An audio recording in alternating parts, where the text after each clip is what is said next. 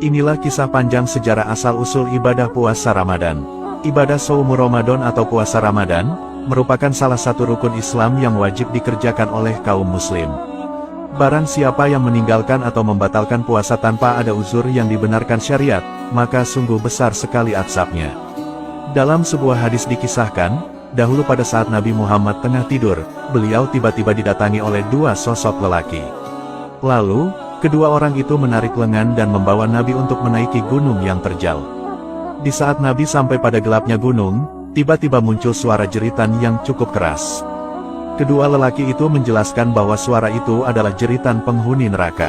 Di perjalanan selanjutnya, tiba-tiba terlihat ada sebuah kaum yang digantung terbalik pada pergelangan kaki mereka. Nampak mulut mereka robek dan berdarah-darah. Ternyata, kaum yang diazab itu adalah orang yang berbuka atau membatalkan puasa sebelum tiba waktu berbuka. Dikisahkan, dahulu sebelum puasa Ramadan disyariatkan, ternyata ibadah puasa sudah ada sejak zaman Nabi Adam alaihissalam. Dijelaskan dalam tafsir At-Salabi, bahwasanya dahulu Nabi Adam alaihissalam pernah melaksanakan puasa 3 hari. Puasa ini dikenal dengan nama puasa Ayyamul Bid, atau puasa hari-hari putih. Sejarahnya, dahulu ketika Nabi Adam diturunkan dari surga ke bumi, maka kulit tubuh Nabi Adam terbakar matahari hingga menyebabkan kulitnya berwarna hitam. Lalu, datanglah malaikat Jibril menemui Nabi Adam dan bertanya, "Wahai Adam, maukah bila badanmu memutih kembali?"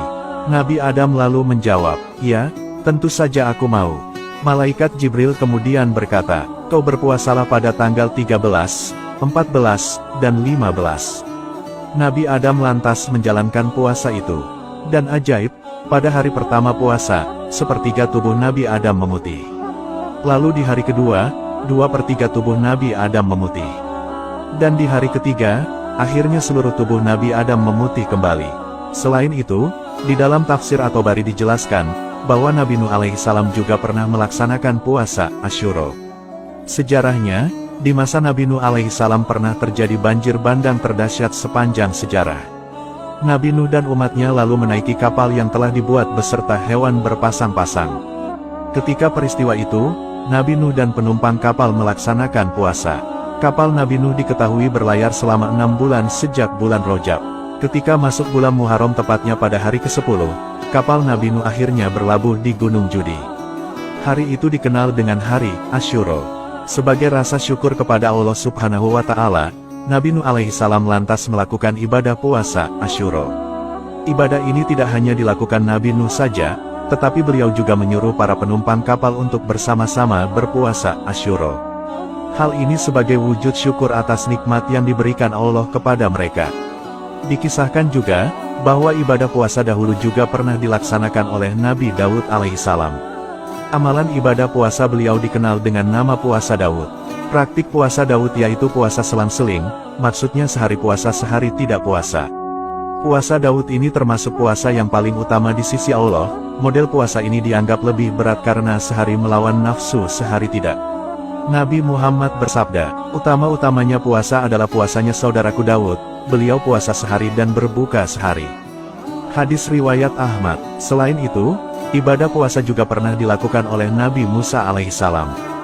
Dahulu, Nabi Musa pernah bermunajat kepada Allah selama 40 hari dan meninggalkan umatnya dari Bani Israel. Lokasi itu berada di Gunung Tursina, yaitu tempat di mana Nabi Musa mendapat wahyu dalam kitab Taurat. Selama 40 hari Nabi Musa berpuasa. Bahkan sampai sekarang, tradisi puasa juga masih dikerjakan oleh orang-orang Yahudi. Selain itu, puasa juga dilakukan oleh orang-orang Nasrani. Masih banyak kisah puasanya para nabi dan umat terdahulu. Adapun sejarah disyariatkan puasa Ramadan, adalah bermula setelah hijrahnya Nabi Muhammad ke kota Yasrib atau Madinah.